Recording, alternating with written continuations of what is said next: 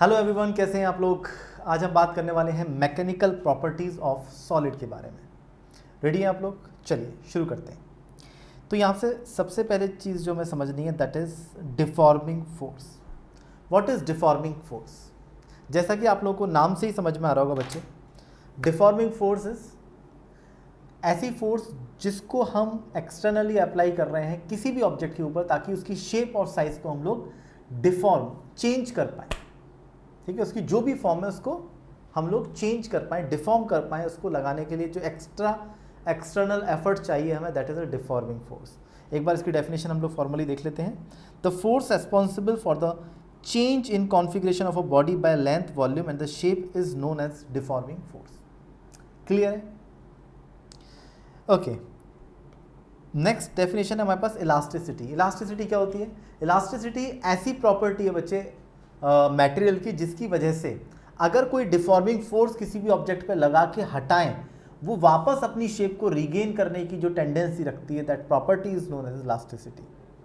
ठीक है, it is a property of a material by virtue of which it tries to regain its original shape और size after removal of deforming force.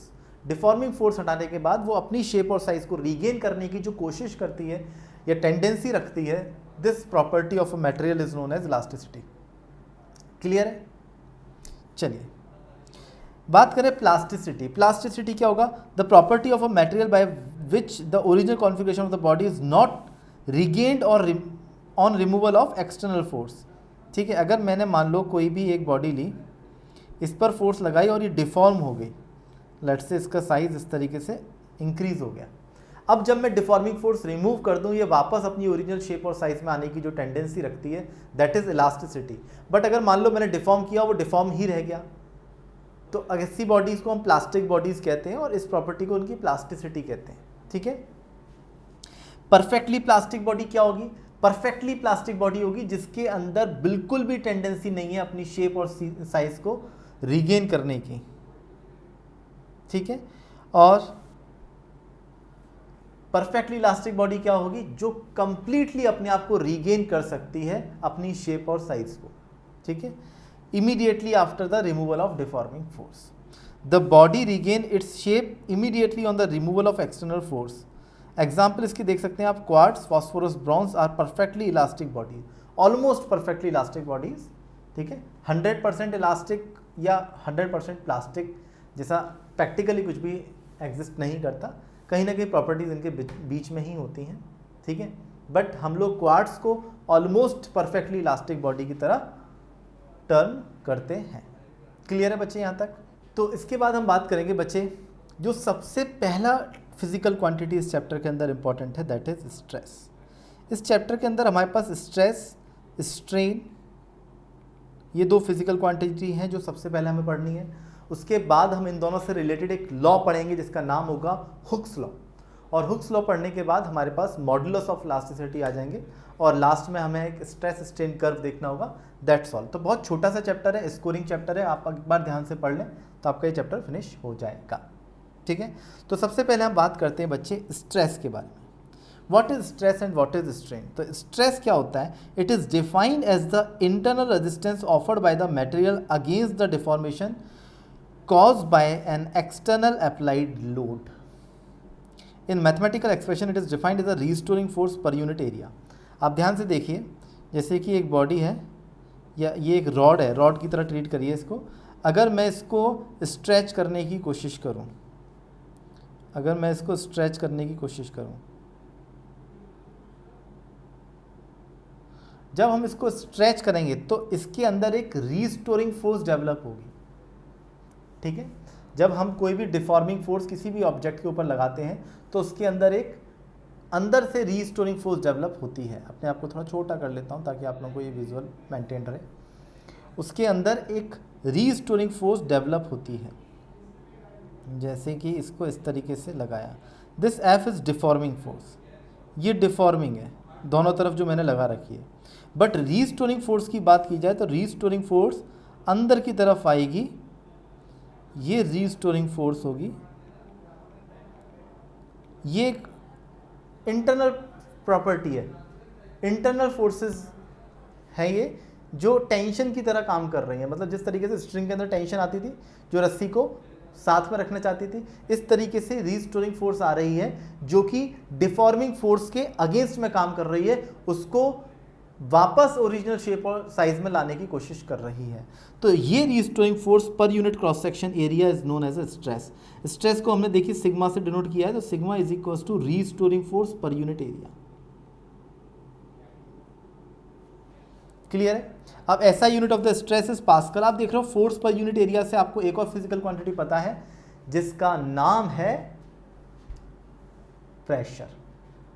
Pressure भी होता है बच्चे, but अगर हम एसआई यूनिट के लिए बात करें, दोनों की एसआई यूनिट सेम है। प्रेशर और स्ट्रेस दोनों डिफरेंट फिजिकल क्वांटिटीज हैं, तो आप इस चीज़ का ध्यान रखें, बिल्कुल भी आप इन दोनों को मिक्स करने की कोशिश ना करें। ठीक है, आगे बढ़ें। स्ट्रेस समझ गए, स्ट्रेस होता है रीस्टोरिंग फोर्स पर यूनिट एरिया।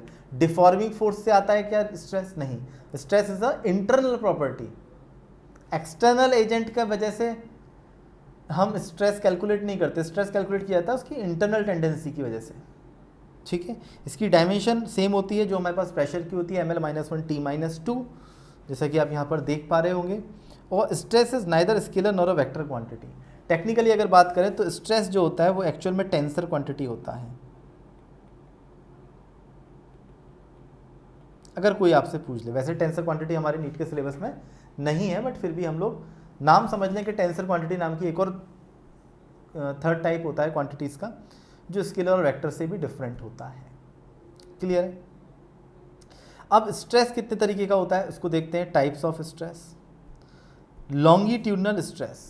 लॉन्गिट्यूडनल स्ट्रेस क्या होता है? जब भी हम लेंथ चेंज करने की कोशिश करते हैं डिफॉर्मिंग फोर्स लगा के, तो उसके अंदर जो इंटरनली रीस्टोरिंग फोर्स आती है that is corresponding to longitudinal stress. आप देखिए, it is defined as the stress that got produced when the force is applied perpendicular to the cross section area. जैसे ये आप समझिए, ये एक रॉड ले ली मैंने और इस पर इस तरीके से फोर्स लगाई,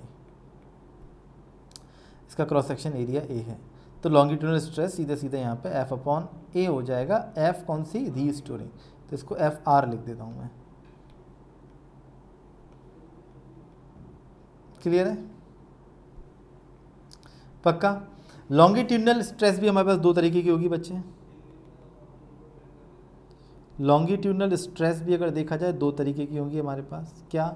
एक है टेंसाइल स्ट्रेस और एक है कंप्रेसिव स्ट्रेस।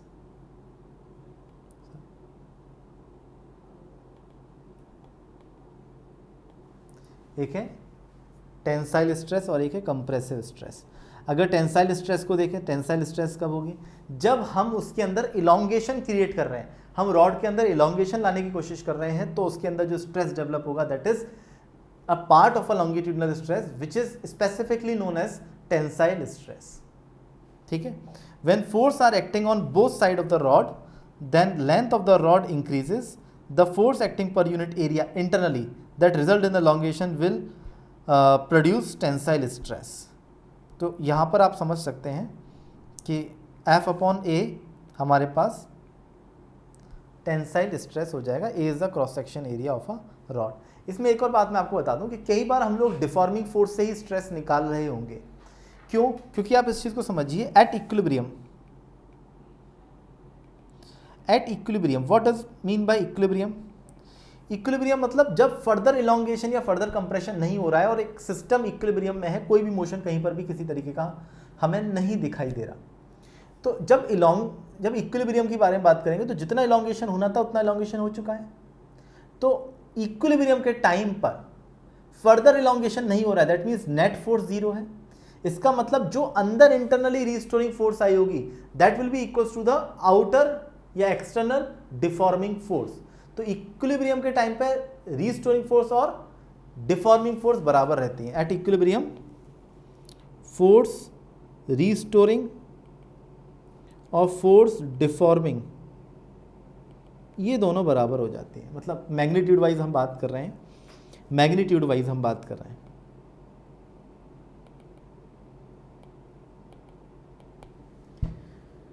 ठीक है? बट अगर हम डायरेक्शन की बात करें तो ऑब्वियसली अपोजिट होगी। तभी तो यहाँ पे नेट फोर्स जीरो होगी, तभी तो इक्विलिब्रियम एग्जिस्ट करेगा। ये बात आप समझ रहे हैं या नहीं समझ रहे? मतलब ये आप देखो, ये मैंने अगर थोड़ा सा पार्ट ले लिया, इस थोड़े से पार्ट पे यहाँ पर लग रही है एफ फोर्स, यहाँ पे लग रही है रीस्टोरिंग फोर्स, इतने छोटे से पार्ट के एफ बी डी में। तो अगर नेट इक्विलिब्रियम है तो that means this force is equal to the restoring force. ठीक है, इस तरीके से हम लोग समझ सकते हैं टेंसाइल स्ट्रेस को। तो कोई भी हमारे पास स्ट्रेस निकालना हो तो हम एक्चुअली डिफॉर्मिंग फोर्स के बराबर कर देते हैं रीस्टोरिंग फोर्स को भी, बट इस बात को ध्यान रखें, ऐसा इसलिए करते हैं क्योंकि अगर इक्विलिब्रियम है तो रीस्टोरिंग फोर्स और डिफॉर्मिंग फोर्स बराबर ही होंगे। आई थिंक क्लियर है। आगे बढ़े। नेक्स्ट आता है compressive stress. What is compressive stress? Compressive stress के लिए जब भी बात करेंगे, it's also a part of a longitudinal stress in which we are trying to change the length और we are applying the force perpendicular to the cross section area. तो when the force are acting on the both side of the rod, this is rod, then length of the rod decreases. The force acting per unit area that results in the compression will produce compressive stress. यहाँ पर भी आप देखो, अगर हम लोग compressive stress की बात करें तो ये F अपॉन ए ही होगा, और यहाँ पर भी F जो है हमारे पास वो डिफॉर्मिंग फोर्स के बराबर हम कर सकते हैं इसको, बट टेक्निकली जो डेफिनेशन में है that is restoring force. Clear है। ठीक है, तो ये जो फोर्स उन्होंने लगाई डिफॉर्मिंग फोर्स है, बट एट इक्विलिब्रियम यही डिफॉर्मिंग फोर्स मेरी जो रीस्टोरिंग फोर्स है उसके बराबर हो जाएगा, और रीस्टोरिंग फोर्स पर यूनिट एरिया इज अगेन है मेरे पास स्ट्रेस होगा, चाहे वो कंप्रेसिव हो चाहे वो टेंसाइल हो, इन दोनों को कंबाइनली हम लोग लॉन्गिट्यूडनल स्ट्रेस कहते हैं। एक क्वेश्चन करके देखते हैं बच्चे। A 4 metre long copper wire of cross section area of 1.2 centimeter square is stretched by the force of 4800 Newton. What will be the value of stress produced in it?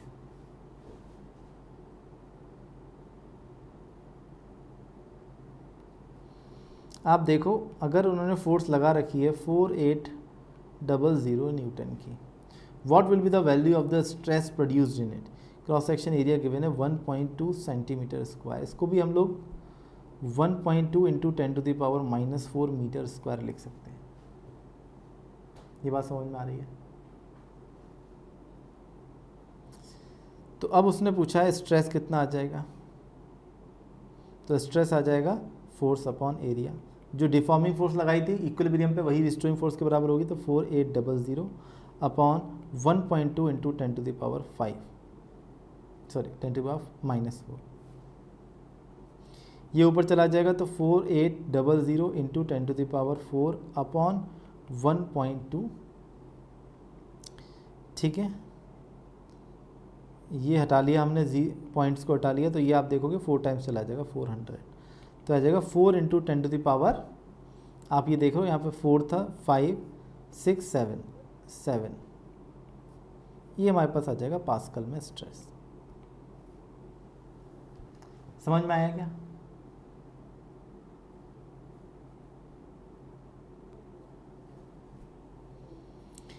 आगे पढ़ते हैं बच्चे। नेक्स्ट टाइप का जो हमारे पास second type का जो stress होता है दैट इज शियर स्ट्रेस, जिसको टेंजेंशियल स्ट्रेस भी कहते हैं। इसके लिए आपको समझना पड़ेगा, जब भी हम इस तरीके से क्यूबॉइड लेके या क्यूब लेके, आप समझिए, आप एक इमेजिन करिए मेरे हाथ में एक बुक है, बुक के नीचे वाली सरफेस अगर मैं फिक्स कर लूँ और उसके ऊपर वाली सरफेस पे मैं टेंजेंशियली फोर्स लगाऊँ तो वो थोड़ा सा डिफॉर्म हो जाएगी। वो जो बुक इस तरीके से थी उसका ये वाला साइड आगे की तरफ मूव कर जाएगा और ये बुक इस तरीके से बन जाएगी। तो एक सरफेस को नीचे वाली को फिक्स करके जब मैं ऊपर वाली को मूव कराऊँ टेंजेंशियली फोर्स लगा के, तो ये जो डिफॉर्मेशन आया है इसको अगर मैं डिफॉर्मिंग फोर्स को हटा लूँ तो वापस से अपनी शेप को, साइज को रिगेन करने की कोशिश करेगा ये। तो इसके अंदर भी स्ट्रेस डेवलप होगा, रिस्टोरिंग फोर्स डेवलप हुई, दैट मीन्स स्ट्रेस डेवलप हुआ। अब ये जो फोर्स आपने टेंजेंशियली लगाई है ये हमारे पास इक्विलिब्रियम में रिस्टोरिंग फोर्स के बराबर होगी, तो यहाँ पर जो स्ट्रेस आ जाएगा that is F upon A. Area कौन सा? ये ऊपर वाला एरिया बच्चे जिस पर फोर्स लगा रहे हैं। क्लियर है क्या? चलिए एक होता है volumetric stress. As shown in the figure, when sphere is completely immersed inside the water, the hydrostatic pressure act on it from all side, it will change in the volume of an object.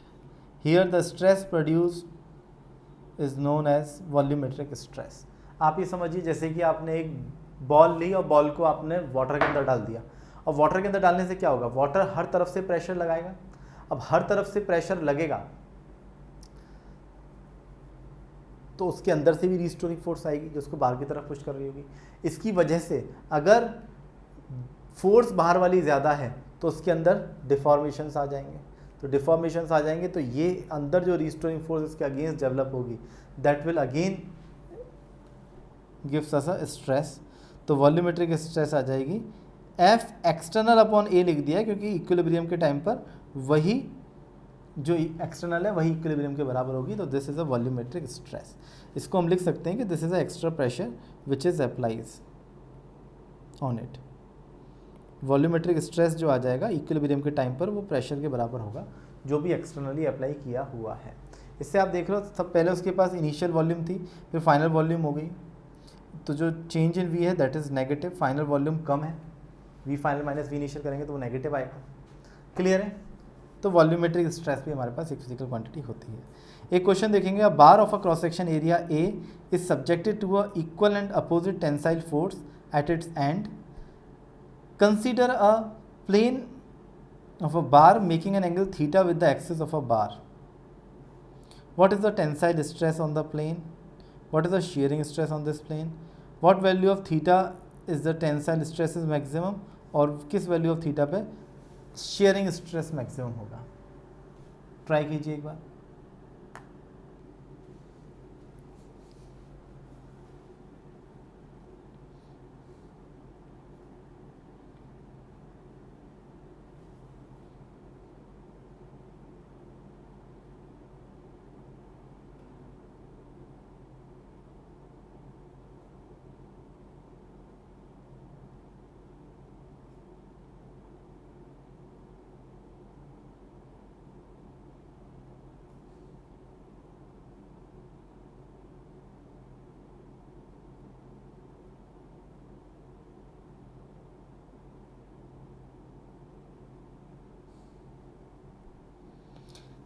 Try किया बच्चे? ये देखिए this is a cross section area ए और यहाँ पर theta shift किया है उन्होंने एंगल, और इस एरिया के बारे में बात कर रहे हैं। यहाँ पर फोर्स एफ लगा रखी है, यहाँ पर फोर्स एफ लगा रखी है। एक बार ट्राई कर लीजिए आराम से, फिर हम डिस्कस कर लेंगे, कोई प्रॉब्लम नहीं है इसमें। आपको ये समझना पड़ेगा कि ये एरिया ए है तो आपका एरिया इसका मैंने अगर ए डैश मान लिया तो ए डैश कितना होगा? ए डैश होगा इस तरफ 90 डिग्री पर एरिया की डायरेक्शन होती है प्लेन के। तो आप ये देखो ये एंगल भी थीटा डिग्री होगा। ए डैश कॉस थीटा की वैल्यू ए के बराबर है, तो ए डैश की वैल्यू आ गई ए बाई कॉस थीटा। अब आपके लिए शायद क्वेश्चन थोड़ा सा इजी रहेगा। अब आप फोर्स को एक बार कंपोनेंट लेके ब्रेक कर लीजिए और शेयरिंग स्ट्रेस और टेंसाइल स्ट्रेस दोनों को कैलकुलेट कर लीजिए बच्चे।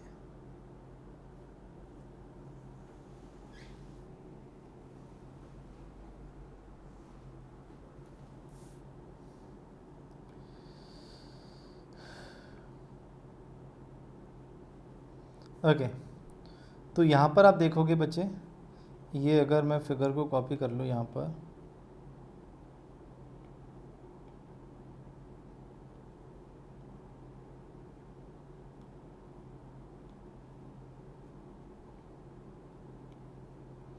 यहाँ पर आप देखो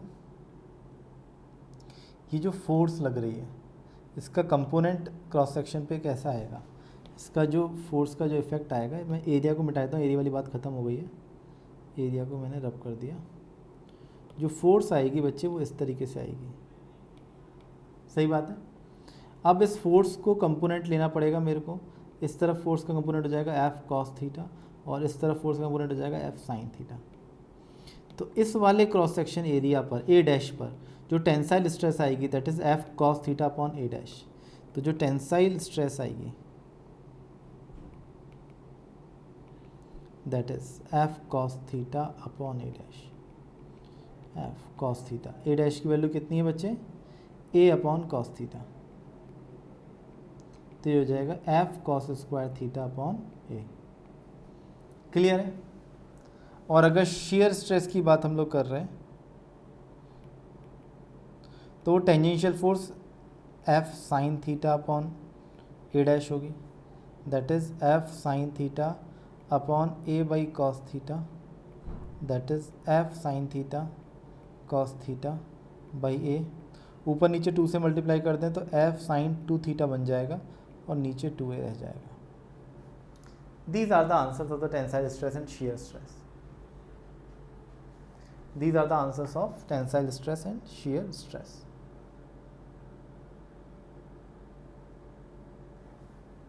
अब ये मैक्सिमम कब होंगी ये बता सकते हैं क्या आप लोग?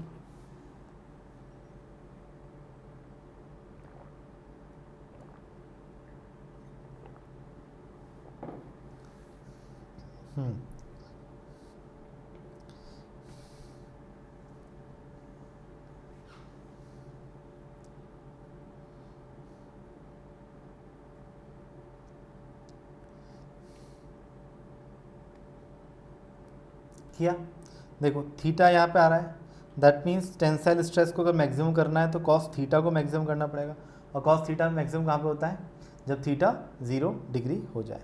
तो थीटा 0 पर टेंसाइल स्ट्रेस मैक्सिमम होगी, और यहाँ पर आप देख रहे हो साइन 2 थीटा को मैक्सिमम करना है, दैट मीन्स 2 थीटा को 90 करना पड़ेगा।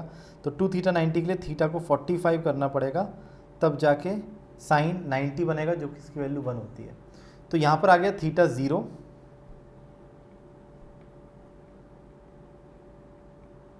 और यहाँ पे आ गया थीटा 45, ये आ गया मैक्सिमम के लिए, मैक्सिमम स्ट्रेस के लिए। ठीक है, तो इस तरीके से हम क्वेश्चन को अप्रोच कर सकते हैं और समझ सकते हैं। आई थिंक आपके समझ में आ गया होगा बच्चे। थोड़ा सा एरिया वाला पॉइंट ही समझना है इसमें कि एरिया ए डैश हमारे पास ए बाई कॉस थीटा आ जाता है। आगे बढ़े, difference between stress and pressure.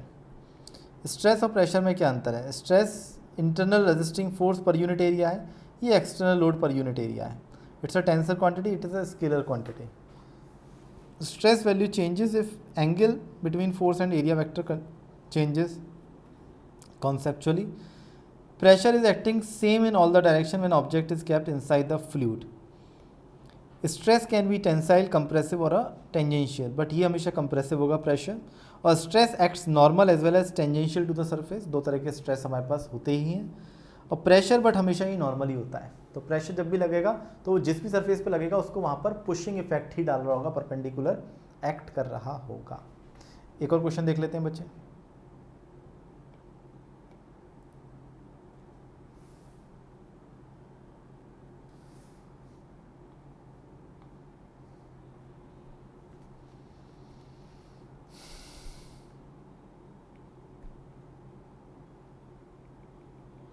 इस क्वेश्चन को ट्राई करेंगे। यहाँ पर लेट से एक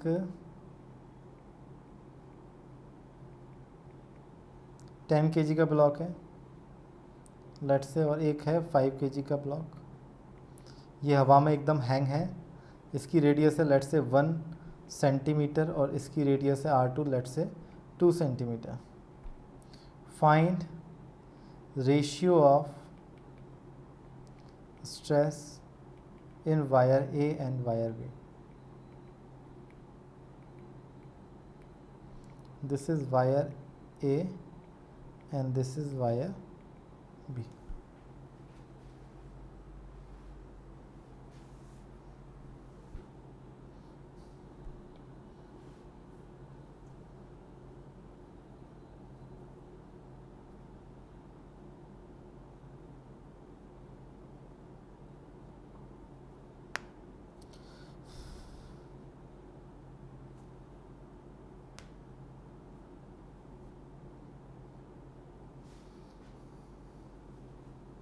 कैलकुलेट किया आपने, सॉल्यूशन देखिए इसका।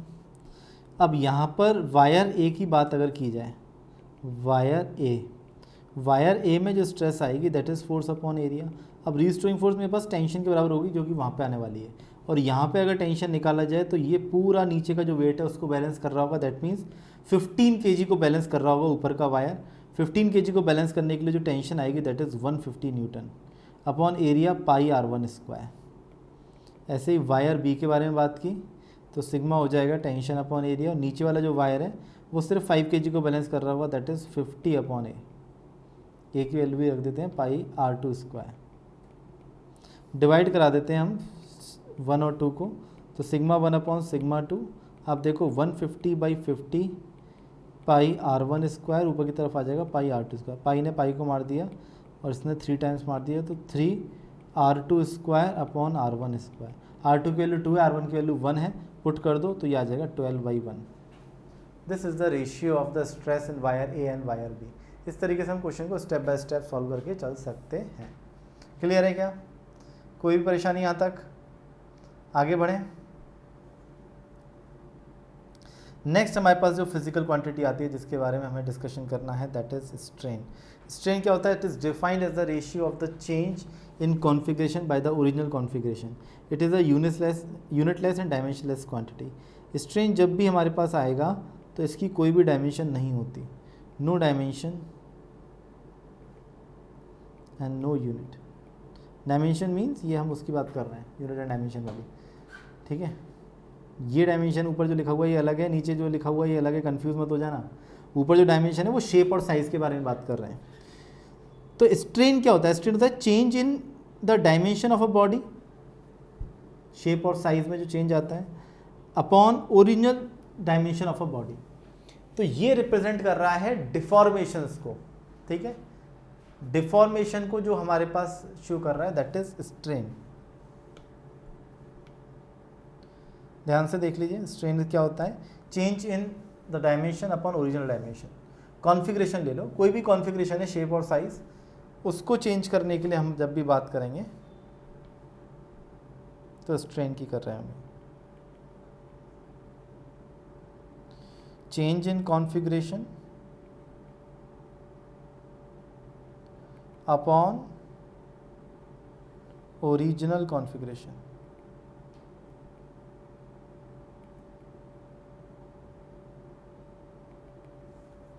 Change in configuration upon original configuration. Clear है क्या?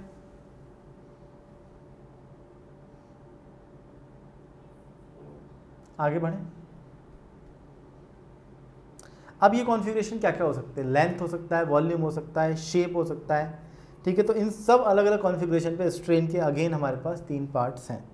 सबसे पहले हम बात करते हैं टाइप्स ऑफ स्ट्रेन में, दैट इज़ अ लीनियर और अ लॉन्गिट्यूडनल स्ट्रेन। तो लॉन्गिट्यूडनल स्ट्रेन की बात करेंगे तो वहाँ पर लेंथ में चेंजेस आ रहे होंगे।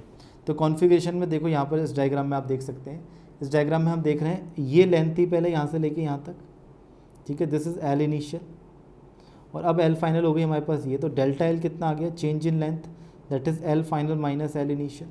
यहाँ पर ही पॉजिटिव है बिकॉज हमने इसको टेंसाइल स्ट्रेस है इसके अंदर। तो change in configuration upon original configuration, delta L by L, that is L final minus L initial upon L initial. इस क्वांटिटी को ही हम लोग स्ट्रेन कहते हैं। कोई भी दर्द गिला शिकवा यहाँ तक कोई भी परेशानी हो तो पूछिए।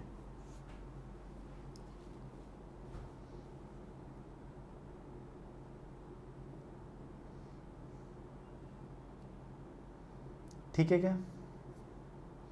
आगे बढ़ते हैं। Shear strain. शियर स्ट्रेन क्या होगा? Angular deformation caused by the shearing force is called the shearing strain. आप देखो शियरिंग स्ट्रेन डिफाइन किया गया है किस तरीके से, ये हमारे सामने डायग्राम हमें दिख रहा है। आपने फोर्स इस तरीके से लगाई, एच हाइट थी इसकी, एरिया इसका ए था। तो आप जैसे ही इसको शिफ्ट फोर्स लगाओगे नीचे वाली सरफेस को फिक्स करके, तो ये इस तरीके का एंगल घूम जाएगा फाई। दिस फाई, अगर let's say this is x, तो एक्स अपॉन एच, ये एंगल को हम लोग बोलते हैं बच्चे शियर स्ट्रेन। ये वो एंगल है जिस एंगल से टर्न हो जाता है हमारे पास अपर सरफेस बेस सरफेस के रिलेटिव, इसी को शियर स्ट्रेन हम लोग कहते हैं। ठीक है, कोई भी दर्द शिकवा, ये एंगल बहुत छोटा है इसलिए यहाँ पर आप देख रहे होगे इन्होंने x लिया है, x एक्चुअल में कुछ नहीं डेल ही है, ठीक है, वो डेल्टा ऊपर दिखा रखा है इन्होंने, आप डेल्टा मान सकते हैं, डेल्टा और x एक ही बात है। तो यहाँ पर tan फाई आ जाएगा डेल्टा अपॉन एच या फिर x अपॉन एच, बट हम एंगल स्मॉल लेके tan फाई को ऑलमोस्ट इक्वल्स टू फाई लिख देते हैं, which is almost equals to delta upon H. Clear है बच्चे कहानी? वॉल्यूमेट्रिक स्ट्रेन की बात करें तो यहाँ पर जो कॉन्फ़िगरेशन हो रही है वो वॉल्यूम के बारे में बात चल रही है।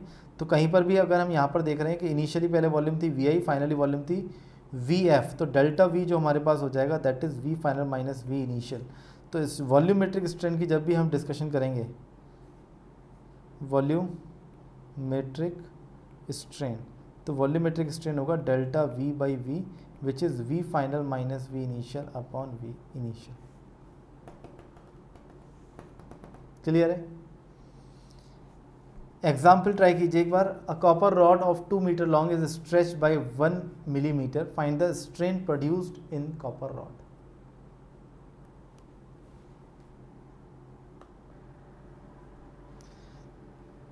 तो लेंथ ऑफ अ रॉड आपको दे रखी है 2 मीटर, और जो चेंज इन लेंथ है, आप देखो स्ट्रेच्ड बाय बोला है तो चेंज इन लेंथ जो है दैट इज 1 mm। तो फाइंड द स्ट्रेन, अब स्ट्रेन निकालनी है आपको। तो स्ट्रेन होता है change in length upon original length, that is 1 mm upon 2 metre.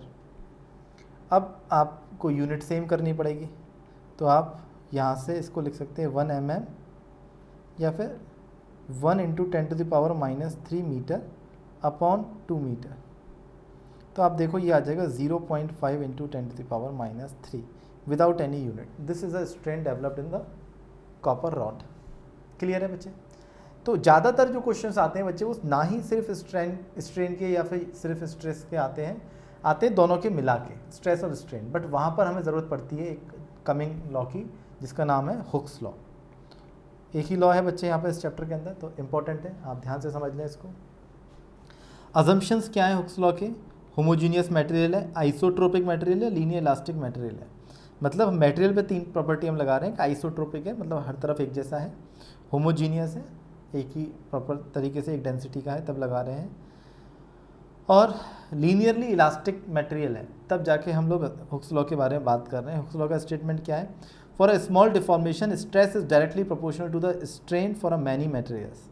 Stress is proportional to strain. Stress क्या है? जब हम डिफॉर्मिंग फोर्स लगा रहे हैं तो उसके अंदर जो हमारे पास जब हम डिफॉर्मिंग फोर्स लगा रहे हैं तो उसके अंदर जो रिस्टोरिंग फोर्स डेवलप हो रही है उसको रिप्रेजेंट करने के लिए रिस्टोरिंग फोर्स पर यूनिट एरिया हमने एक फिजिकल क्वांटिटी स्ट्रेस बनाई।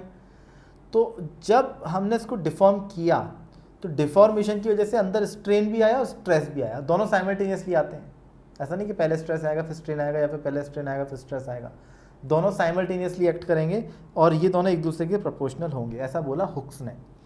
तो ये हुक्स लॉ के साथ हमारे आ गया। तो अब यहाँ पे प्रोपोर्शनलिटी कांस्टेंट आ गया,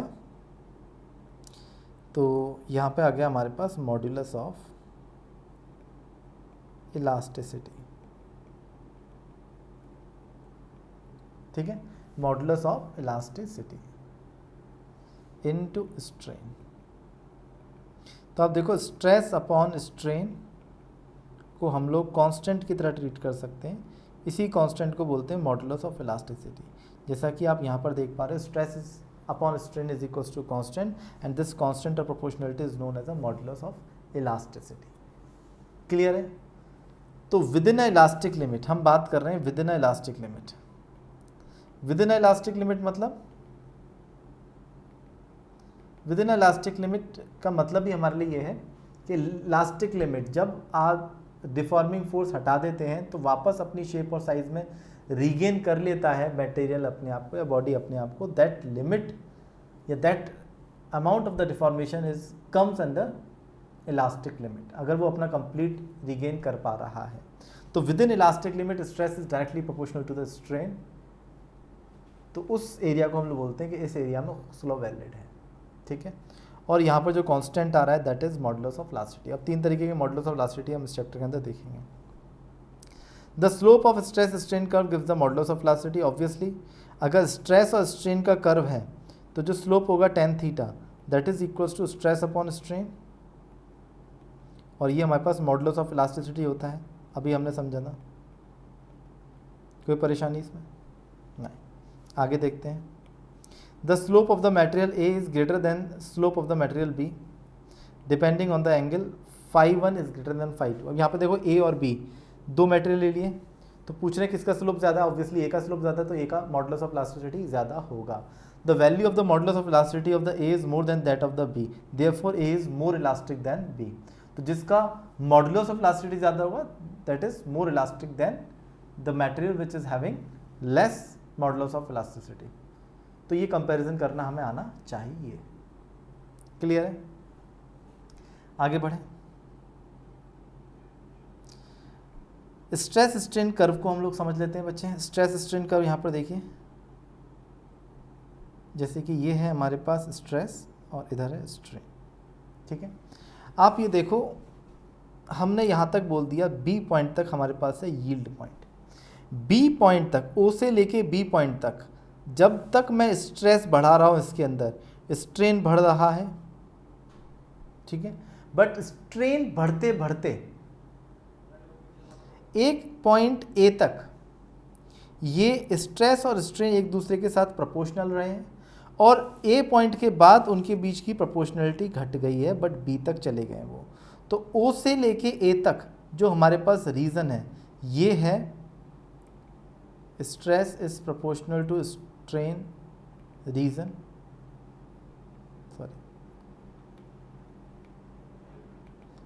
दैट मीन्स ये वो रीजन है जहां पर प्रोपोर्शनलिटी होल्ड करती है। दैट मीन्स जहां पर हुक्स लॉ वैलिड है, that is Hooke's law valid region. तो कितने रीजन में हुक्स लॉ वैलिड है? सिर्फ ओ से ए तक। बट अगर हम बात करें कि यहाँ से ओ से ए तक मैंने स्ट्रेस बढ़ाई तो स्ट्रेन भी प्रोपोर्शनलिटी में बढ़ा, इसलिए स्ट्रेट लाइन दिख रहा है। बट यहाँ के बाद भी जैसे आपने बी तक भी स्ट्रेस पहुँचा दी, तो बी तक भी स्ट्रेस पहुँचने के बाद अगर तुम अपने स्ट्रेस डिफॉर्मिंग फोर्स को हटा लो तो वापस से वो अपनी शेप और साइज में कंप्लीटली रीगेन हो जाएगा। मतलब ओ से लेके बी तक ये मैं बोल रहा हूँ इलास्टिक लिमिट है मेरे पास, और इसी को बोला जाता है बी पॉइंट को यील्ड पॉइंट।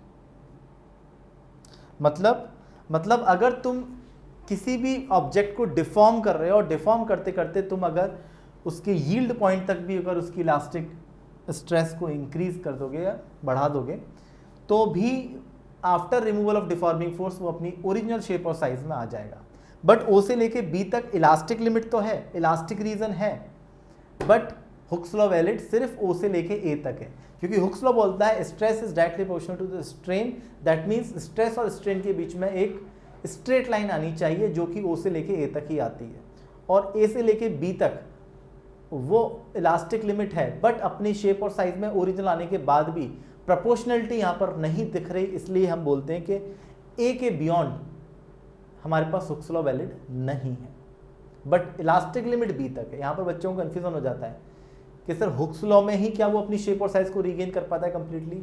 ऐसा नहीं है, थोड़ा सा रीजन उसके बाद भी रहता है जिसमें वो कंप्लीटली अपनी शेप और साइज को रीगेन कर लेता है, बट वहाँ पर स्ट्रेस और स्ट्रेन डायरेक्टली प्रोपोर्शनल नहीं होते, इसलिए हम लोग वहाँ पर हुक्स लॉ वैलिड नहीं बोलते। तो ओ से लेके बी तक इलास्टिक लिमिट है, बट हुक्स लॉ वैलिड सिर्फ ओ से लेके ए तक ही है। आफ्टर बी अगर आप उसको स्ट्रेस इंक्रीज करने की कोशिश करते हैं तो क्या होगा बच्चे? आफ्टर बी अगर आपने उसको खींचा और स्ट्रेस डेवलप किया और स्ट्रेन बढ़ाया, तो फिर उसके अंदर परमानेंट डिफॉर्मेशंस आ जाते हैं, ठीक है। अब आप डिफॉर्मिंग फोर्स हटा भी दीजिए तो भी वो अपनी शेप और साइज में कंप्लीटली नहीं आएगा। 1% का कुछ ना कुछ उसके अंदर परमानेंट सेट स्ट्रेन डेवलप हो जाएगा।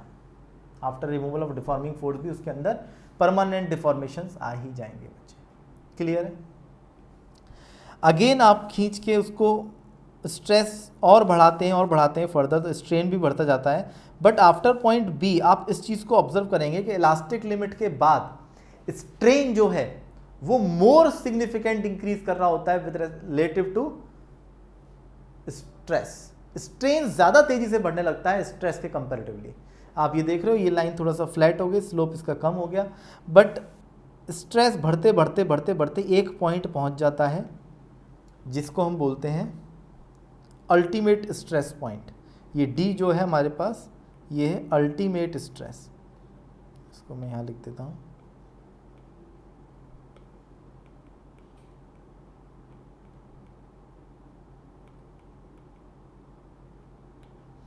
Ultimate stress point. अब अल्टीमेट स्ट्रेस जो है that is a maximum stress that can produce in a material. ठीक है, ये मैक्सिमम स्ट्रेस है। अब बात आती है कि मैक्सिमम स्ट्रेस के बाद होता क्या है। मैक्सिमम स्ट्रेस के बाद अगर आप फर्दर उसको एलोंगेट करने की कोशिश करते हैं तो स्ट्रेन बढ़ने लग जाएगा और स्ट्रेस अब कम होने लग जाएगा, और स्ट्रेस कम होते होते वो एक्चुअली फ्लो करने लगता है, और फ्लो करते करते वो किसी ना किसी एक पॉइंट पर फ्रैक्चर पॉइंट आ जाता है जहाँ पर ब्रेक हो जाता है मटेरियल। तो ये है ई जो है हमारे पास, this is a fracture point जहाँ पे मटेरियल ब्रेक कर गया। तो दोबारा से देख लीजिए, मैं दोबारा से बता रहा हूँ शुरू से। ओ से ए हुक्स लॉ वैलिड है, ओ से बी तक हमारे पास इलास्टिक लिमिट है, बियॉन्ड बी कुछ ना कुछ परमानेंट सेट आ ही जाएगा उसके अंदर, और बियॉन्ड बी उसके अंदर स्ट्रेन तेजी से बढ़ता है रिलेटिव टू द स्ट्रेस, और मैक्सिमम स्ट्रेस पॉसिबल जो होता है उसको बोलते हैं हम लोग अल्टीमेट स्ट्रेस। ठीक है, और अल्टीमेट स्ट्रेस के बाद वो स्ट्रेस कम होने लगता है और स्ट्रेन कंटिन्यूसली इंक्रीज होके वो एक फ्रैक्चर पॉइंट तक पहुंचता है जहां पर मटेरियल एक्चुअल में ब्रेक कर जाता है। अब जितना ये अल्टीमेट स्ट्रेस के बाद जितना ये दूर होगा, फ्रैक्चर पॉइंट जितना दूर होगा, उतना मटेरियल ज़्यादा डक्टाइल होगा। अगर आपसे दो ग्राफ दे दिए जाए और आपसे पूछा जाए कि कौन सा मटेरियल ज़्यादा डक्टाइल है, तो जो देर में टूटा, जिसके अंदर ज़्यादा स्ट्रेन आ सका, वो देर में टूटा, तो हम बोलेंगे कि ज़्यादा डक्टाइल है, और जो जल्दी टूट गया वो कम डक्टाइल है। या फिर ब्रिटल पूछ सकते हैं। ब्रिटल जस्ट आपको, डक्टाइल मतलब जो इजीली फ्लो हो जा रहा है और खिंच जा रहा है। तो जो खिंच जा रहा है वो मतलब जो देर में टूटा वो ज़्यादा खिंच जा रहा है। ठीक है, तो जो जिसका फ्रैक्चर पॉइंट दूर होगा that is more ductile than the curve that a material whose fracture point is near.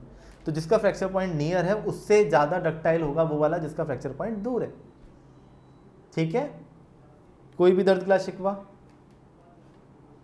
समझ में आ गया यहाँ तक? तो ये स्ट्रेस स्ट्रेन कर्व है, ये आपको समझ में आना चाहिए। दूसरा, ये हमारे पास हुक्स लॉ से सारी चीज़ें आई हैं निकल के। अब यहाँ पर मैं आपको एक type of modulus of elasticity बता देता हूँ बच्चे, जिसका नाम है यंग्स मॉडुलस ऑफ इलास्टिसिटी। बहुत ही इंपॉर्टेंट है यंग्स मॉडुलस ऑफ इलास्टिसिटी। क्या होता है? It is defined as the ratio of the longitudinal stress to the longitudinal strain. तो यंग्स मॉडुलस हमारे पास हो गया longitudinal stress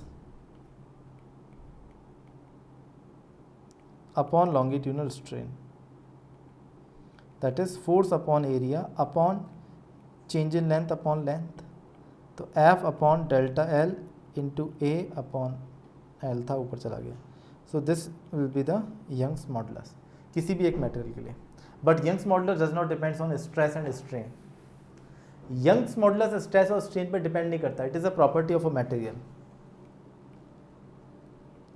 it is a property of a material।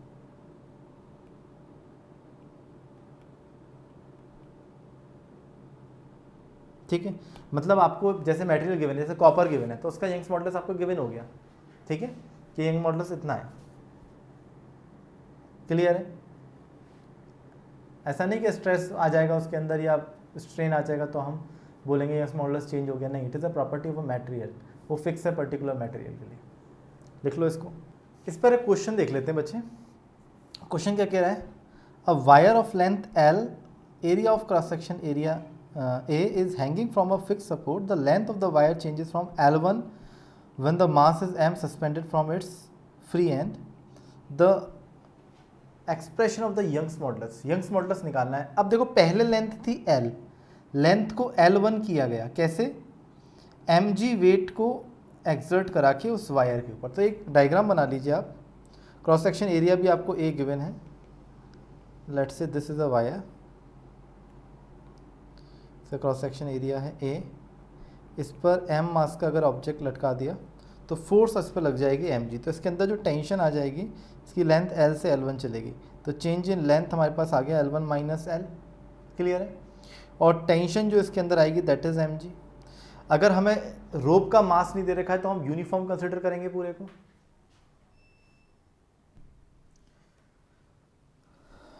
तो यंग्स मॉडुलस का फॉर्मूला मेरे को पता है, स्ट्रेस अपॉन स्ट्रेन।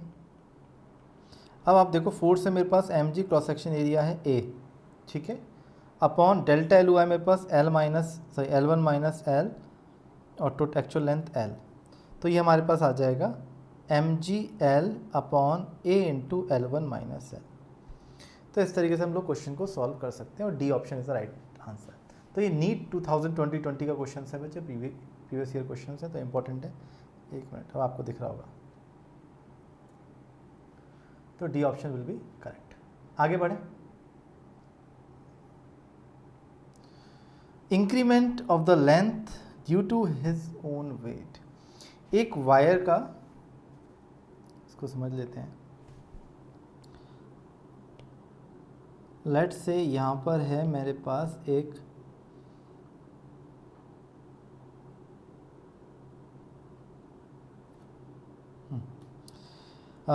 एम मास का एक रोप है। इस एम मास के रोप को हमने इस तरीके से लटका दिया एक सीलिंग से। अब इसके खुद के वेट की वजह से क्या इसके अंदर एक्सटेंशन होगा, क्या स्ट्रेन आएगा, क्या स्ट्रेस आएगा, इसके बारे में बात कर रहे हैं। लेट्स से हमें इसका टोटल मास, इसका यंग्स मॉडुलस पता है, इसका क्रॉस सेक्शन एरिया पता है, इसकी लेंथ हमें पता थी। हम लोग यहीं पूरा डेरिवेशन दिया हुआ है, बट मैं आपको थोड़ा सा एक्सप्लेन करते हुए समझा देता हूँ इसको। यहाँ से लेट से मैं एक्स ऊपर गया और dx थिकनेस का मैंने एक एलिमेंट लिया। इस एलिमेंट पर क्या मैं टेंशन लिख सकता हूँ, या फिर मैं पूरी रॉड पर, पूरे रोप पर टेंशन की एक ही वैल्यू लिख सकता हूँ? क्या लगता है आप लोगों को? क्या हर जगह पर, मतलब हर क्रॉस सेक्शन पर टेंशन सेम होगी, या हर क्रॉस सेक्शन पर टेंशन डिफरेंट होगी? सेम होगी तो क्यों होगी, डिफरेंट होगी तो क्यों होगी? ये क्या आप एनालाइज कर पाते हैं बच्चे?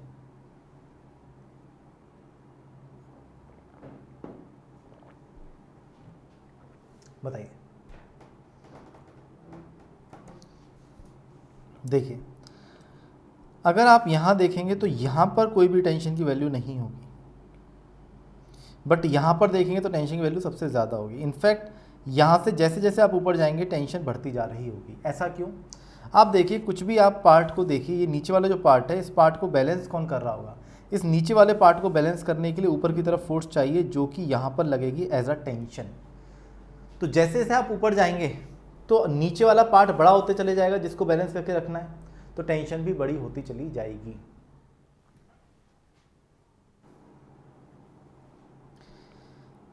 तो यहाँ पर आप अगर टेंशन लिखना चाहते हैं x ऊपर, नीचे से x ऊपर, तो आप ये समझो यहाँ का जो एलिमेंट होगा वो नीचे वाले वेट को बैलेंस कर रहा होगा। अब अगर पूरे L लेंथ का मास m है तो x लेंथ का मास कितना होगा वो निकालना पड़ेगा, x लेंथ का वेट निकालने के लिए। तो आप देखिए, L लेंथ का मास है m, तो 1 का कितना होगा m/l, that is mass per unit length. इसको हम लोग लैम्डा से रिप्रेजेंट करते हैं, मास पर यूनिट लेंथ आप लोगों को याद होगा। तो x लेंथ का मास कितना हो जाएगा, lambda into x, that means m/l into x. तो इसका वेट कितना हो जाएगा? अगर इसका वेट निकाला जाए तो टेंशन हो जाएगी यहाँ पर x लेंथ पर, ये मास x लेंथ का into g, that is m/l into X into ji.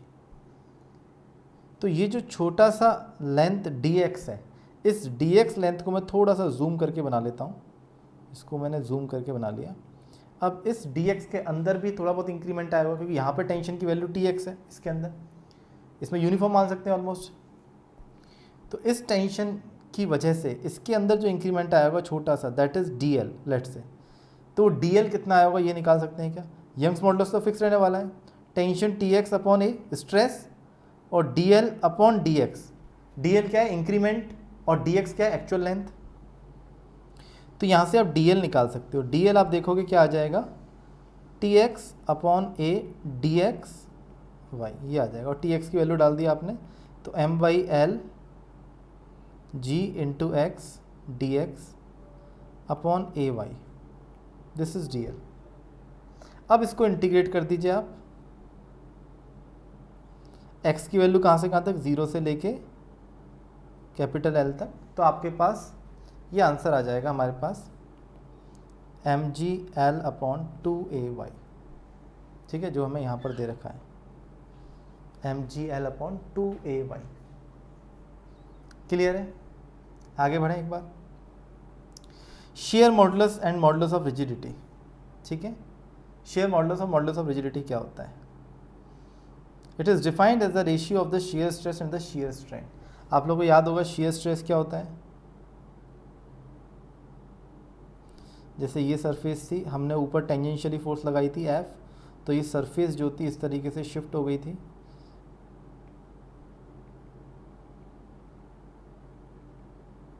Late से H हाइट थी, ये एंगल फाई था, इसका एरिया क्रॉस सेक्शन ऊपर का A था। तो यहाँ पर जो शेयर स्ट्रेस आएगा दैट इज F/A, और शेयर स्ट्रेन जो आएगा दैट इज फाई। लेट से दिस इज डेल्टा, तो ये आ जाएगा डेल्टा/H, ठीक है, डेल्टा/H। तो अगर आपको निकालना है मॉडुलस ऑफ रिजिडिटी या शेयर मॉडुलस, हम लोग बोलते हैं इसको शेयर मॉडुलस। शेयर मॉडुलस होता है हमारे पास shear strain upon shear stress upon shear strain.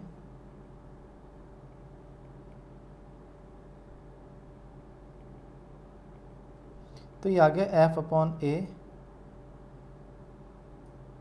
Upon phi, that is F/A डेल्टा/H।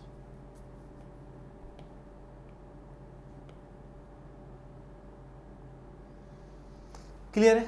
इस तरीके से हम लोग शेयर मॉडुलस निकाल सकते हैं। अगेन ये जितने भी मॉडुलस ऑफ इलास्टिसिटी पढ़ रहे हैं हम, चाहे वो यंग्स मॉडुलस हो, चाहे वो शेयर मॉडुलस ऑफ इलास्टिसिटी हो, या फिर हम लोग बल्क मॉडुलस ऑफ इलास्टिसिटी की बात करें, हम इसको as a property of a material ही कंसिडर करेंगे। हम लोग इसको चेंज नहीं करेंगे। ऑल्दो ये कुछ कुछ फैक्टर्स पर डिपेंड करता है, बट वो फैक्टर्स हम अभी कंसिडर नहीं कर रहे, ठीक है। टेम्परेचर वगैरह की बात हम यहाँ पे नहीं कर रहे। तो फिलहाल हम लोग जब भी इसके बारे में बातें करेंगे तो हम लोग इसको as a property of a material consider करेंगे। क्लियर है क्या? आगे बढ़े। Bulk modulus of elasticity. What is bulk modulus of elasticity? The measure of a ability of a material to withstand its change in the volume under the compression from all sides is the bulk modulus. It is also a property of a material B। यहाँ पर हम बात करें bulk modulus, हमारे पास होता है volumetric stress upon volumetric strain.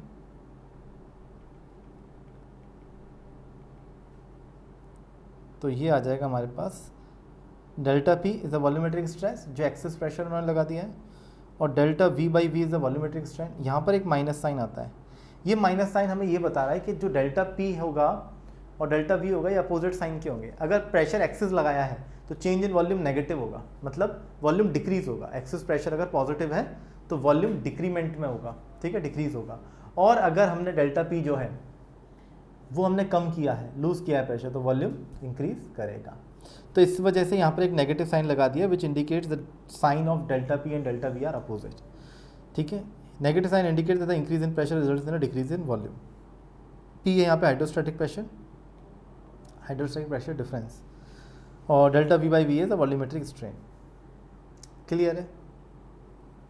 एक और टर्म हमारे पास होता है कंप्रेसिबिलिटी। कंप्रेसिबिलिटी हम अगर C से डिनोट करें या K से डिनोट करें, ये हमारे पास होती है 1/B के बराबर, इनवर्स ऑफ बल्क मॉडुलस, ठीक है। इसका इंपॉर्टेंस हमारे पास एक बार साउंड वेव में भी आता है बच्चे, आपको समझना पड़ेगा। साउंड वेव में जो वेलोसिटी ऑफ साउंड का फॉर्मूला न्यूटन करेक्शन था हमारे पास, लाप्लास करेक्शन था, एक न्यूटन्स फॉर्मूला ऑफ वेलोसिटी था। तो वहाँ पर हमने एक बार आइसोथर्मल कंडीशन गैसेस में मानी थी, तब जाके उसका बल्क मॉडुलस निकाला था, और एक बार हमने एडियाबैटिक कंडीशन मान के निकाला था, लाप्लास करेक्शन जिसे बोलते हैं हम लोग। तो कंप्रेसिबिलिटी हमारे पास 1/B हो गई, तो ये हमारे पास हो गया कंप्रेसिबिलिटी का जो फॉर्मूला होगा वो होगा minus of delta V/V upon delta P। कोई प्रॉब्लम? इसको हम ऐसे भी लिख सकते हैं माइनस dV/dP इन अपॉन 1/V, ठीक है। ऐसे ही हम बल्क मॉडुलस को भी लिख सकते हैं माइनस ऑफ VdP/dV, ठीक है। इसको डेरिवेटिव फॉर्म में लिखें तो इस तरीके से लिखा जा सकता है। क्लियर है? तो आपको अगर पी का फंक्शन पता है तो उसको वॉल्यूम के रेस्पेक्ट में डिफरेंशिएट करके आप डीपी बाई डीवी निकाल सकते हो और वॉल्यूम से मल्टीप्लाई करके आप बल्क मॉडुलस बता सकते हो, और इसी बल्क मॉडुलस का जो रेसिप्रोकल होगा दैट इज कंप्रेसिबिलिटी। अब आइसोथर्मल कंडीशन में एक बार देखिए,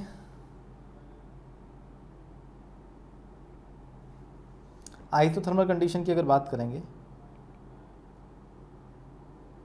यहाँ पर बल्क मॉडुलस निकालते हैं गैसेस के लिए अगर हम बात करें, तो आइसोथर्मल कंडीशन हम बात करेंगे P is equal to constant, this will be the equation. अगर मैं इसको डिफरेंशिएट कर दूँ, लेट से वी के रेस्पेक्ट में डिफरेंशिएट कर दें, तो प्रोडक्ट रूल लग जाएगा यहाँ पे, तो D P by D V into V plus P into D V by V D V is equal to constant का डिफरेंशिएशन 0। मतलब पहले पी को डिफरेंशिएट कर दिया, वी को छोड़ दिया, प्लस पी को कर दिया, सॉरी वी को कर दिया, पी को छोड़ दिया, इस तरीके से आ जाएगा मेरे पास। अब देखो D P by D V क्या होगा, अब यहाँ से देखो, अगर आप देख पा रहे हो D P by D V into V, this is actually a bulk modulus negative में, ये आ जाएगा माइनस पी, ये तो 1 हो गया, ये आ जाएगा माइनस पी के बराबर। अब माइनस माइनस अगर मैं दोनों तरफ लगा दूं तो बल्क मॉडुलस मेरे पास minus V into D P by D V होता है, that will becomes equals to P. तो आइसोथर्मल प्रोसेस में प्रेशर के बराबर होता है बल्क मॉडुलस, जो कि हम यहाँ पर देख सकते हैं। क्लियर है? कोई परेशानी यहाँ पर? इसको आप याद भी रख सकते हैं, ज़रूरत पड़ती है इसकी। एडियाबैटिक कंडीशन में अगर हम बात करें तो एक बार एडियाबैटिक कंडीशन का भी देख लीजिए आप लोग। एडियाबैटिक कंडीशन में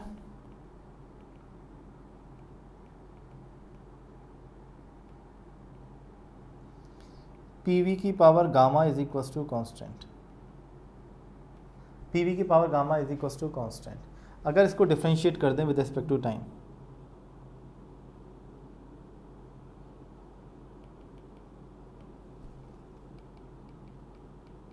sorry with respect to time नहीं, with respect to V, with respect to V करता हूँ, प्रोडक्ट रूल लगा रहा हूँ, पहले मैंने प्रेशर को कर दिया,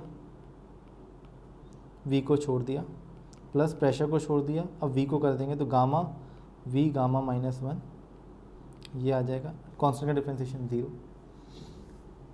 ठीक है, अब आप देखो D P by D V, V की power gamma is equal to minus of P gamma V gamma minus 1।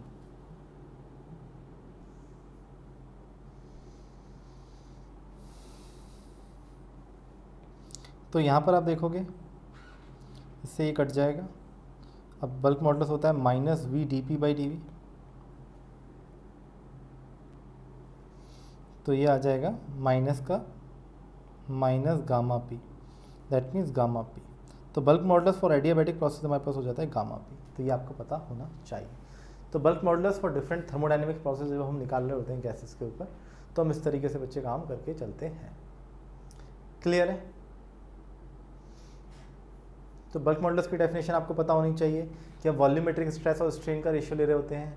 Shear modulus के बारे में पता होना चाहिए, शियर स्ट्रेस और शियर स्ट्रेन का रेशियो ले रहे होते हैं। और जब हम यंग्स मॉडुलस के बारे में बात कर रहे होते हैं तो हम लोग longitudinal stress upon longitudinal strain का रेशियो ले रहे होते हैं। पक्की बात? आगे बढ़ते हैं बच्चे। एक और टर्म हमारे पास होता है पॉइजन्स रेशियो। पॉइजन्स रेशियो क्या कहलाता है? The ratio of the lateral strain to the longitudinal strain is called the Poisson's ratio. Lateral strain क्या होता है? अब जब भी हम बात करते हैं एक रॉड के बारे में, तो एक्चुअल में प्रैक्टिकली क्या होता है, जब रॉड को खींचते हैं तो हम उसके सिर्फ लेंथ के चेंज के बारे में बात कर रहे होते हैं, बट जब आप लेंथ को बढ़ाओगे तो उसका क्रॉस सेक्शन एरिया एक्चुअल में कम हो रहा होता है। तो इस चीज़ को कंसिडर कर सकते हैं हम लोग पॉइजन्स रेशियो के थ्रू। पॉइजन्स रेशियो एक बार क्या होता है इसको देख लीजिए, एक बार डायग्राम में समझने की कोशिश कीजिए। जैसे कि ये आप देख रहे हो, ये हमारे पास एक रॉड है या फिर एक बार है, ऐसे समझ लीजिए सिलेंड्रिकल। वो सिलेंड्रिकल बार का डायमीटर था कैपिटल डी और इसकी लेंथ थी कैपिटल एन। ठीक है, अब आपने उसको खींचा इस तरीके से फोर्स लगा के, तो उसकी लेंथ डेल्टा एल से इंक्रीज हुई, बट उसका डायमीटर जो है वो डी हो गया। मतलब डायमीटर में जो चेंज आया that is D minus D, ये नेगेटिव क्वांटिटी हो गई। क्यों? क्योंकि खींचने पर, इलॉन्गेशन करने पर जो डायमीटर है वो डिक्रीज हुआ होगा। क्लियर है? तो इसी चीज़ को यहाँ पर उन्होंने समझाया कि ये जो लेटरल सरफेस पर जो चेंज इन कॉन्फ़िगरेशन आया है that is known as a lateral strain, और जो लेंथ वाइज हम बात कर रहे हैं that is a longitudinal strain. तो lateral strain upon longitudinal strain को डिफाइन कर दिया है पॉइजन्स रेशियो से। तो तो पॉइजनस रेशियो हमारे पास लेटरल स्ट्रेन देखो क्या हो जाएगा, d minus D by D, ठीक है, and the longitudinal strain is this. तो हमारे पास ये आ गया फॉर्मूला कि जो पॉइजनस रेशियो होगा, मैं लिख के दिखा देता आपको, पॉइजनस रेशियो सबसे पहले लेटरल स्ट्रेन हो जाएगा डेल्टा डी बाई डी और longitudinal strain delta L by L. अब अगर लेंथ बढ़ाओगे तो डेल्टा डी नेगेटिव होगा, इसलिए एक नेगेटिव साइन यहाँ पर लगा देते हैं। तो value of the poisonous ratio lies in the range of, आप देख रहे हो -1 से 0.5 तक इसकी रेंज होती है। ऑब्वियसली यहाँ पर अगर हम बात करें यूनिट्स की या डायमेंशन की, तो पॉइजनस रेशियो की कोई भी यूनिट्स और डायमेंशन नहीं होती। अगर बाकी चीज़ों की बात करें, पीछे जितने भी हमने मॉडुलस ऑफ इलास्टिसिटी पढ़े हैं, that is Young's modulus of elasticity, shear modulus of elasticity या बल्क मॉडुलस ऑफ इलास्टिसिटी, उनकी डायमेंशन या उनकी यूनिट जो है वो हमारे पास स्ट्रेस के बराबर ही होती है, प्रेशर के बराबर ही होती है, पास्कल ही होती है। बिकॉज स्ट्रेन की कोई भी यूनिट नहीं होती, तो स्ट्रेन की कोई भी यूनिट नहीं होती, तो हमारे पास सिर्फ न्यूमरेटर में बचा स्ट्रेस। जितने भी मॉडुलस ऑफ इलास्टिसिटी है, स्ट्रेस अपॉन स्ट्रेन होता है, स्ट्रेन की कोई भी डायमेंशन नहीं है, तो स्ट्रेस की dimension he modulus of elasticity की डायमेंशन हो गई। तो बहुत सिंपल है, आपको बस इतना मैपिंग करनी है अपने दिमाग में, चीज़ों को सही तरीके से ध्यान रखना है।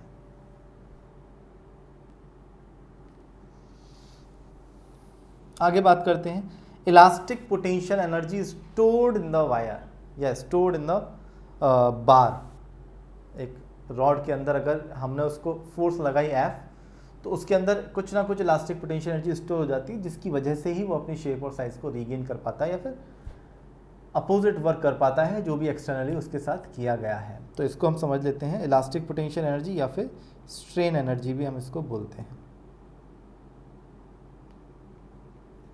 ठीक है। अब ये क्या होता है, strain energy is the energy stored in the body due to the elastic deformation. The strain energy density per unit volume is denoted by the U, ठीक है। उसको U से हम यहाँ पर रिप्रेजेंट कर रहे हैं, कैपिटल U हो या small u, usually capital U से हम लोग कर लेते हैं। तो कैपिटल U की तरह आप समझ लीजिए, ये हो जाएगा half into stress into strain, ठीक है। कोई परेशानी? ये U जो है, इस U को समझ लीजिए, ये है एनर्जी पर unit volume,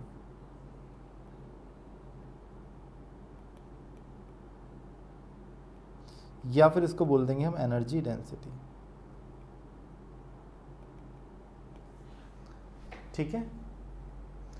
this is the energy stored पर unit volume in a wire, जिसके अंदर हमने डिफॉर्मेशंस लेके आए हैं। कोई परेशानी? जैसे कि अगर एक एग्जांपल देख लेते हैं, ये एक हमारे पास बार है, ये रॉड थी, इस पर मैंने फोर्स लगाई F, तो इसके अंदर जो एलोंगेशन आ गया, लेट्स से इसकी MLAY पता था मेरे को इसका, और इसके अंदर जो भी चेंज इन लेंथ आया है दैट इज़ डेल्टा L। तो इसके अंदर स्ट्रेन कितना हो गया, that is delta L by L, ठीक है। और इसके अंदर स्ट्रेस कितना हो गया, that is F by A, ठीक है। अब यहाँ पर आप देखो, एनर्जी डेंसिटी के बारे में बात करेंगे। एनर्जी डेंसिटी का हमारे पास फॉर्मूला होता है half stress into strain,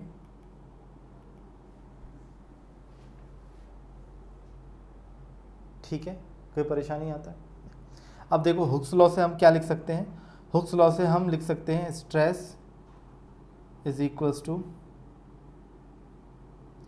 Young's modulus into strain, ऐसे लिखा जा सकता है।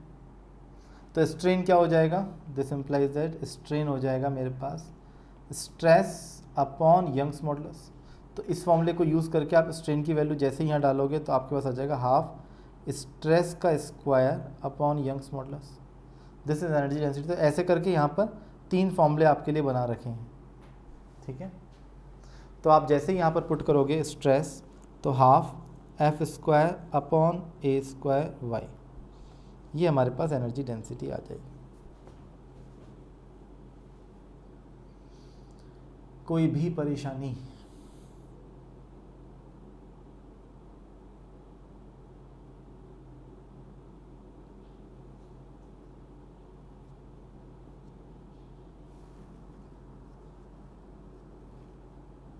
क्लियर है? This is energy density. Energy density क्या होगी? एनर्जी पर यूनिट वॉल्यूम। नोट कर लीजिए, इसको समझ लीजिए, कहीं पर डाउट है तो पूछ लीजिए।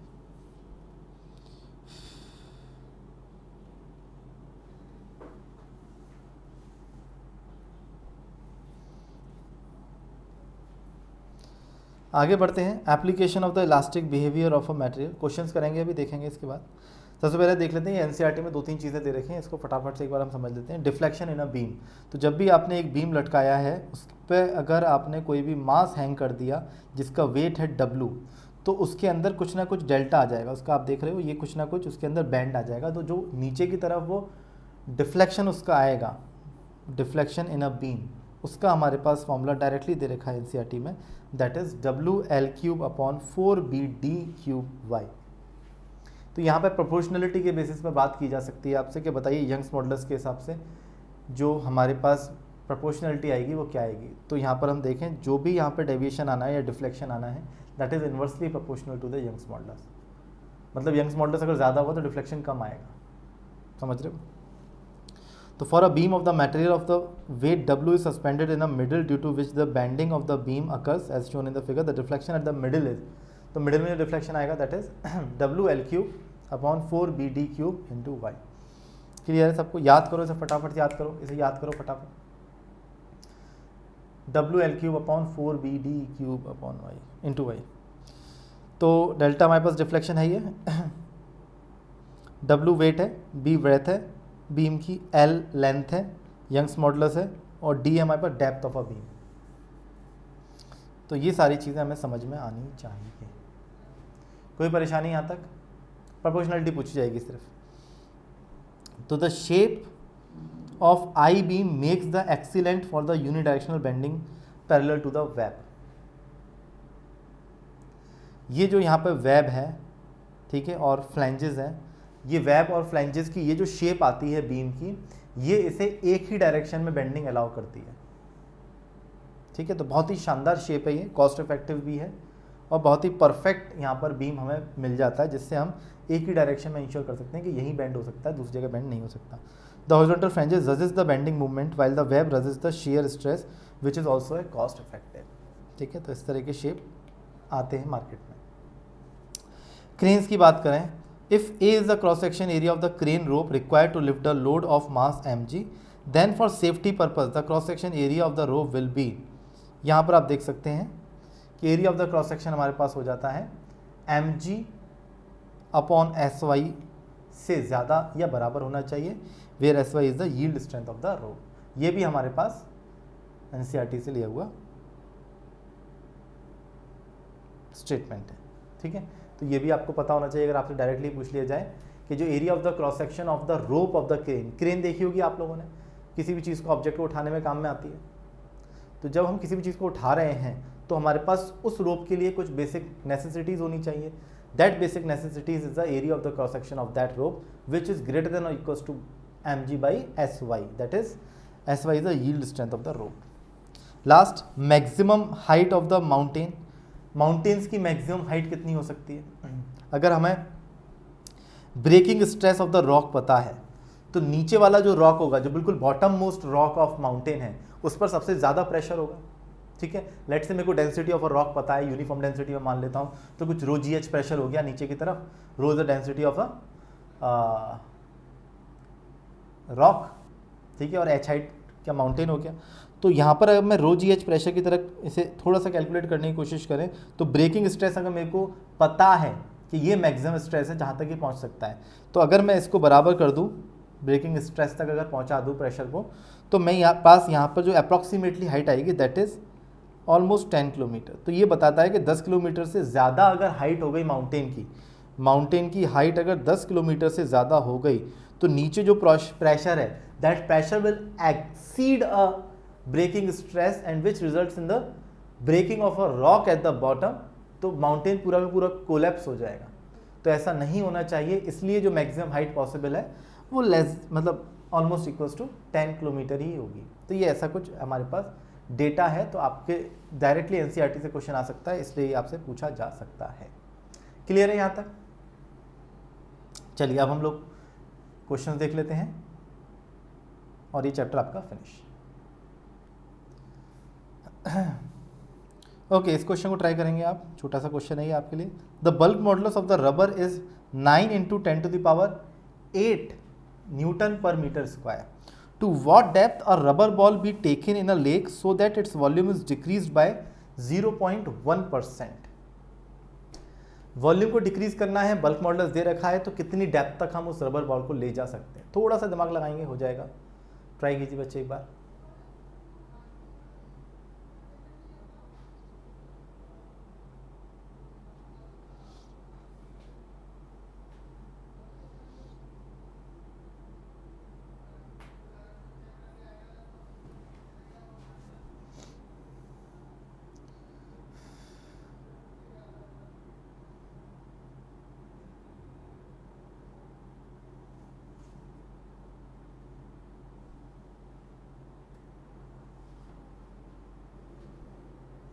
ट्राई किया तो देखिए इसके अंदर क्या क्या बता रखा है। 1% चेंज आना है वॉल्यूम में, दैट मीन परसेंटेज दे रखा है, that means delta V by V into 100 दे रखा है, और इसकी वैल्यू हमें दे रखी है 0.1। क्लियर है, कोई परेशानी यहाँ तक? बल्क मॉडुलस गिवन है, बल्क मॉडुलस का मतलब कि ये एक्चुअल में है ना, हमें डिक्रीमेंट दे रखा है, तो ये नेगेटिव में होना चाहिए, जिससे कि ये नेगेटिव बैलेंस हो जाएगा, delta P by delta V into V. तो आप देखो डेल्टा वी बाई वी की वैल्यू यहाँ से आ जाएगी minus of delta P by V.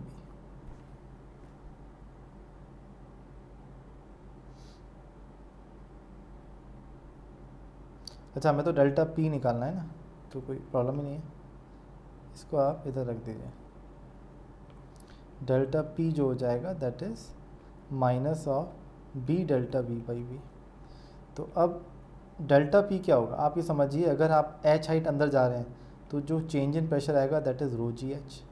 तो रो जी एच बराबर आ गया मेरे पास minus of B delta V by V. अब बी की वैल्यू कितनी दे रखी है 9 × 10⁸, और डेल्टा वी की वैल्यू कितनी है, ये डेल्टा वी बाई वी यहाँ से आप निकाल सकते हो। Delta V by V into 100 की वैल्यू आपको 0.1 दे रखी है, तो ये हो जाएगा माइनस ऑफ 0.1/100। ठीक है। एच आपसे पूछा गया है, वाटर का रो आपको पता है कितना होगा बच्चे, 1000 10⁻³ और जी की वैल्यू भी 10 ले रहा हूँ मैं, इंटू एच निकालना है, ये आ जाएगा माइनस माइनस प्लस 9 × 10⁻। आप यहाँ पे देखिए ये है 8 और यहाँ पे है 0.1 और नीचे 100, तो 3 आ जाएगी पावर। ठीक है, 8 - 3 दैट इज़ 5। ठीक है, और यहाँ पे अगेन 4 है, तो एच की वैल्यू आ जाएगी 90 मीटर्स। तो इस तरीके से हम लोग क्वेश्चन सॉल्व कर सकते हैं। ठीक है बच्चे, एक और क्वेश्चन कर लेते हैं हम लोग। एक और क्वेश्चन लिख लीजिए आप लोग। The increase in length of a wire on stretching is 0.025% if its Poisson's ratio is 0.4, then find the percentage decrease in diameter। देखो यहाँ पे उसने बोल दिया है कि स्ट्रेचिंग हो रही है और परसेंटेज डिक्रीज इन डायमीटर बताओ। परसेंटेज चेंज इन डायमीटर पूछता तो शायद नेगेटिव में बताते हैं, उसने अपने आप डिक्रीज का ही परसेंटेज पूछा है, तो आंसर पॉजिटिव में आप मार्क कर सकते हैं, कोई इशू वाली बात नहीं है। ट्राई कीजिए एक बार, दिखाई दे रहा है सभी को?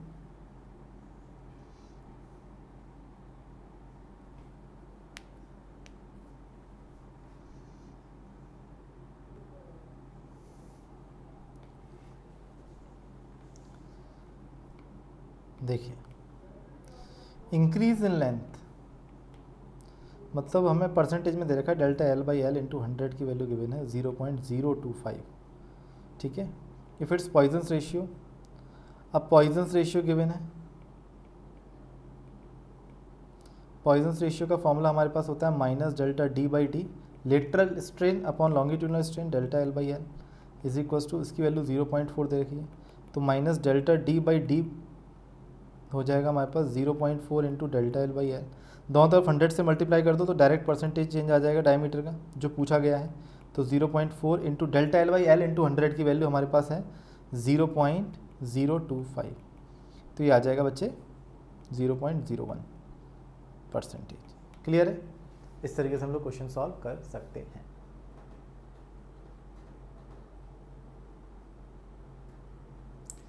चलिए आगे बढ़ते हैं, एक और क्वेश्चन देख लेते हैं बच्चे, डायरेक्टली बना देता हूं मैं आपके लिए। लेट्स से एक मास है, वो दो मासलेस वायर के साथ कनेक्टेड है।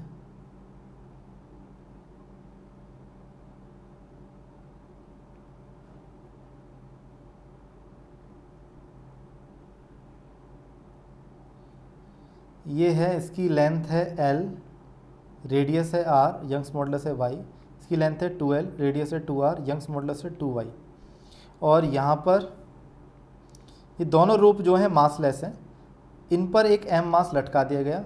Find ratio of elastic potential energy,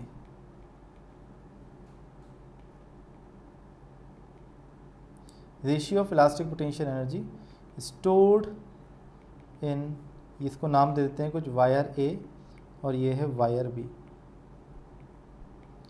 wire A and wire B respectively. Wire A और वायर B में जो भी स्टोर्ड इलास्टिक पोटेंशियल एनर्जी है उसका रेशियो बताना है हमें। इसको ट्राई कीजिए।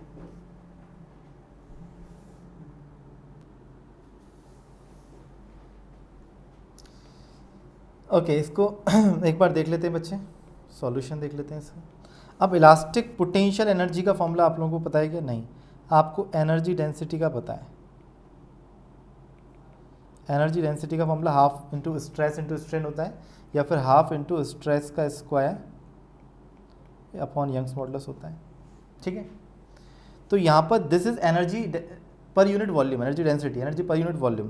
तो इलास्टिक पोटेंशियल एनर्जी की जब बात करेंगे तो वॉल्यूम से मल्टीप्लाई कर देंगे, तो हाफ इंटू स्ट्रेस का square upon Y into volume,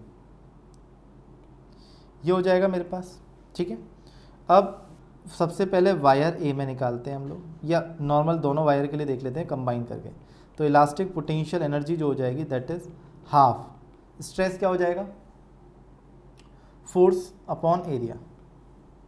ठीक है, फोर्स क्या मासलेस वायर है, इस वजह से हर एक के अंदर टेंशन mg रहेगी हर जगह पे, बिल्कुल सही बात, टेंशन mg ही रहेगी अपॉन एरिया इनटू इसका स्क्वायर अपॉन यंग्स मॉडुलस। ये हो गया हमारे पास energy density into volume, volume करेंगे तो फिर एरिया इनटू एल आ जाएगा। तो ये आ जाएगा मेरे पास हाफ mg मतलब m स्क्वायर g स्क्वायर, और नीचे देखो a स्क्वायर आएगा और एक a से कट जाएगा तो नीचे एक a ही बचेगा, A Y into L. This is elastic potential energy. और यहाँ पर अगर आप ध्यान देंगे तो elastic potential energy is proportional to L upon A Y. That means wire A और वायर ए का अगर वायर बी के साथ हम रेशियो लेंगे, this implies that elastic potential energy A upon elastic potential energy of B.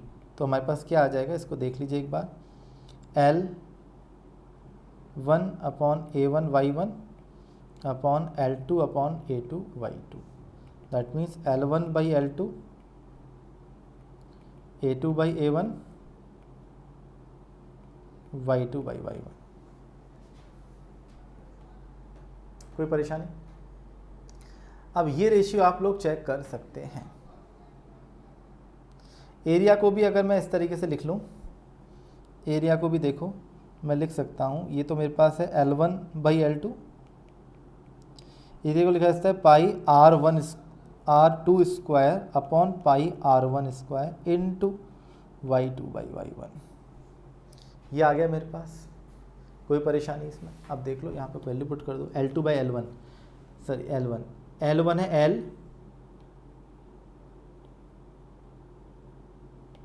ये L के बराबर, ये है 2L के बराबर, तो ये आ गया L अपॉन 2L। पाई से पाई मर गया, R2 है 2R अपॉन R का होल स्क्वायर, Y2 है 2Y अपॉन Y। तो आप यहाँ पर देखोगे बच्चे, L से L मर गया, Y से Y मर गया, ये 2 से 2 भी मर गया, और इस R से R मर गया, ये आ गया 4:1। This will be the answer. तो इलास्टिक पोटेंशियल एनर्जी स्टोर्ड जो होगी, स्टेप बाय स्टेप बहुत धीरे धीरे समझाया मैंने आपको। इलास्टिक पोटेंशियल एनर्जी जो इन दोनों वायर्स के बीच का रेशियो होगा, that is 4:1 will be the answer. यहाँ पे हमसे एनर्जी डेंसिटी का रेशियो नहीं पूछा था उसने इलास्टिक पोटेंशियल एनर्जी का रेशियो पूछा था। तो electric energy density, elastic potential energy की जो डेंसिटी है वो हमें पता है, half stress square upon Young's modulus है। इसमें वॉल्यूम का मल्टीप्लाई कर दोगे तो एनर्जी आ जाएगी ना। अब यहाँ पर हमने बस वैल्यू पुट कर दी है, और हमने सबसे पहले प्रोपोर्शनलिटी देख ली और फिर दोनों के लिए रेशियो ले लिया, तो डायरेक्टली हमारे पास आंसर आ गया 4:1। कोई भी प्रॉब्लम यहाँ तक? एनी समस्या? ठीक है। So that's all for solids chapter बच्चे। मिलते हैं नेक्स्ट चैप्टर में, तब तक के लिए goodbye and take care.